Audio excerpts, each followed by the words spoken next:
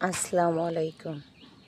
নিজের জীবনের কিছু জিনিস সবার সামনে আনতে নেই।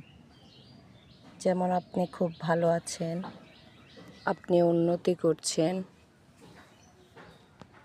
আপনি ভালো কিছু পেতে যাচ্ছেন। এগুলোতে কি হয়, মানুষের বদনজর বলে একটা কথা আছে, বদনজর লেগে যায়। তাই সবার সামনে সব কিছু আনা ঠিক না।